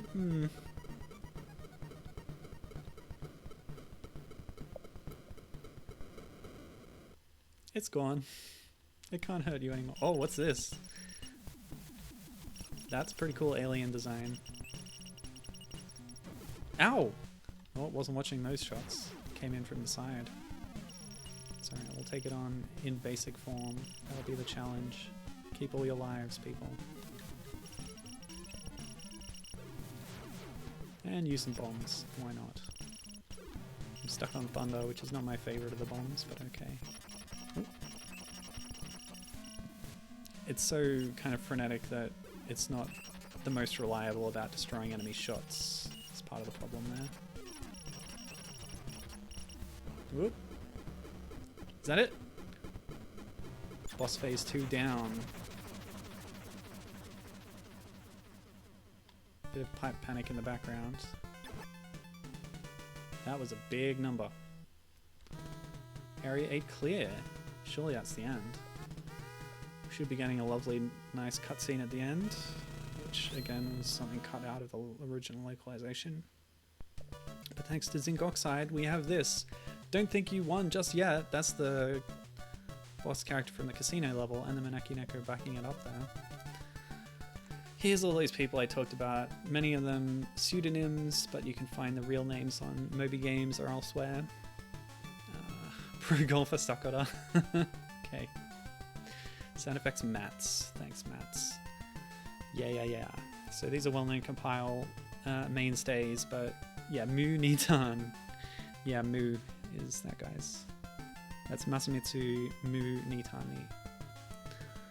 Mu is the nickname. Yeah, Evil Granny, that's probably what it is. Yeah. Yes, so thanks to all these people. Also thanks to Zynk Oxhyde for the ROM hack to localize the game into English.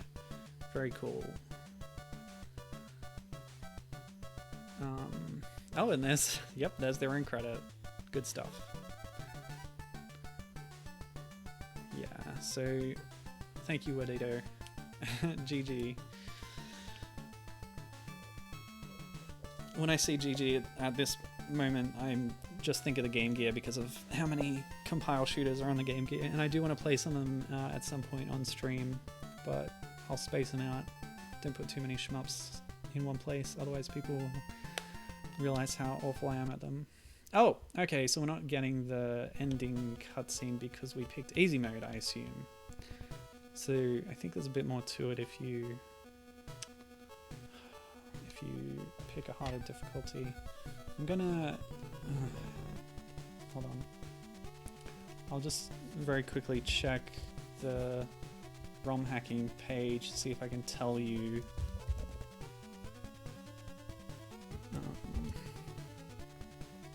what kind of thing would have happened at the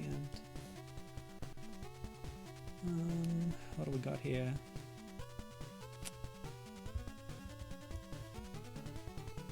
No, there's no screenshots of the ending, unfortunately. It's okay. Yeah. Well, I don't know what the other endings are, but we got that one, so that's fine. I have to go now. My home planet needs me. I hope you enjoyed the stream. I'm not good at shmups, I apologize for that, but it was cool to try out Tyrian as Life Force had suggested that we do in the Game Club, and to see, you know, part of its inspiration from the many great compile shooters that had so defined the genre at that point. Especially in the vertical space. They did a few horizontal ones too. Yeah, so thank you. Have a nice day.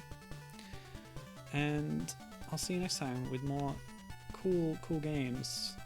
Cool. They're going to be so cool, you won't even believe it. Okay, until then, goodbye.